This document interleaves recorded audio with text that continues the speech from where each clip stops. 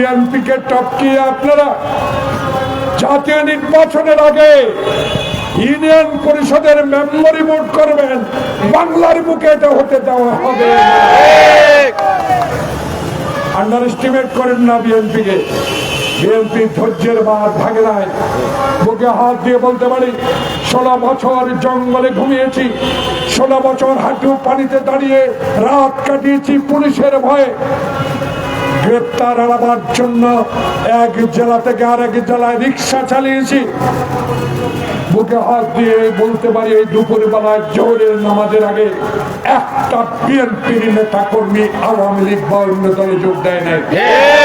তাই আমাদের আত্মবিশ্বাস, বিএনপি মানুষের দল। তাই তাল বাহানা করে সচিবালয়ে ঘাপটি মোড়ে বেঁচে থাকা ওই কিছু সচিব, যাদের নাম কিছু ডিসিএসপি 142 জন, ডিসিএসপি 142 জন, মুন্সিগঞ্জের সে আব্দুল সালাম আপনার বন্ধু, আপনার বয়সে বড় হতে পারে, মুক্তিযোদ্ধা জাহাঙ্গীর ভাই, উপদেষ্টা স্বরাষ্ট্রমন্ত্রী, এখনো কেন 142 জন এসপিডিসির নাম প্রকাশ করেননি? কারা সচিবালয়ে বসে এখনো খবরদারি করেই ডক্টর ইউনূসের মতো সরকারকে অস্থিতিশীল করার যে প্রয়াস চালাচ্ছে, এদের নাম কেন এখনো জনগণের সামনে আসতে হচ্ছে, আসতে দিচ্ছেন না, আসতে দেন? তাই এই তাল বাহানার একটি চক্র আবার চলছে। মঈন আর কি নাম, ফখরুলের মতো আবার 2 বছর ক্ষমতা থাকার চক্রান্ত চলবে না, চলতে দেওয়া হবে না। নির্বাচন দিতে হবে।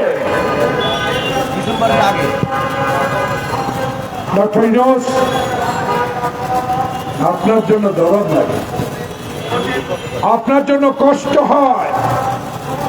16 তলায় পায়ে হেঁটে একটা চেয়ারে বসে বসে আপনি যখন শেখ হাসিনার মিথ্যা মামলায় আপনি হাজিরা দিয়েছেন,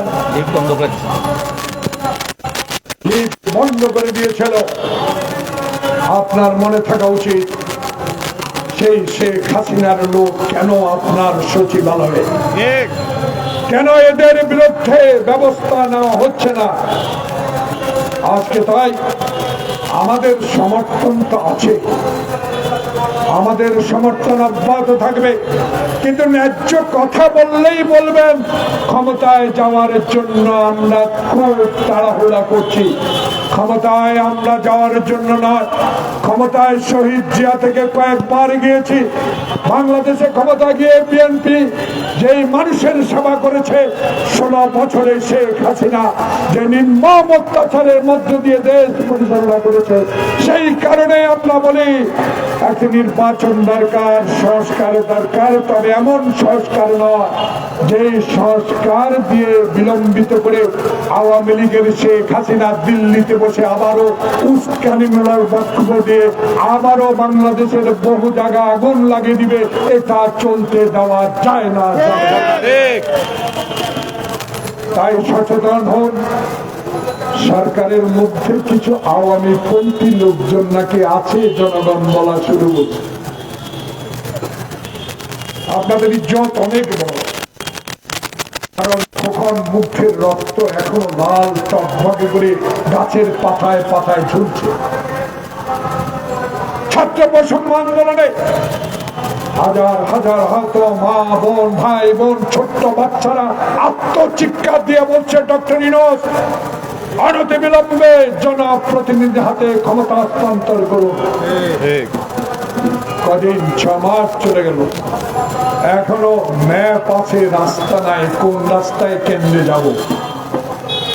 সেই রাস্তা ঠিক করেন, দিন তারিখ দিয়ে দেন, সকল দলের সাথে আলোচনা করেন। 2-1টি দল যদিও আপত্তি জানায়, আমাদের বাধা নাই, কিন্তু জনগণ কোন দলের প্রতি বেশি সমর্থন আছে সেই বিচার করে আপনি কাজ করতে হবে। আমরা ক্ষমতার জন্য নয়, আমরা বাংলাদেশের মানুষের অধিকার প্রতিষ্ঠার আন্দোলনে 16 বছরে 9.5 বছর জেলে ছিলাম। আমার সামনের অনেক নেতা জেলে ছিল, আয়নাগরে ছিলাম, হারুনের অত্যাচার সহ্য করেছি। হারুন কি গ্রেপ্তার হয়েছে? শামীম ওসমান কি গ্রেপ্তার হয়েছে? বিপ্লব কি গ্রেপ্তার হয়েছে? মানুষ বলে সরকারের কিছুটা লজ্জা হওয়া উচিত। অন্তত কয়েকজন খেলা হবে, তলে তলে ব্যথা কাউয়া কাদের, এদের মতো দু একজনকে যদি গ্রেপ্তারের আওতায় এনে আইনের আওতায় সমর্থ করতে পারতেন, তাহলে কিছুটা বাহবা অবশ্যই জনগণের কাছে।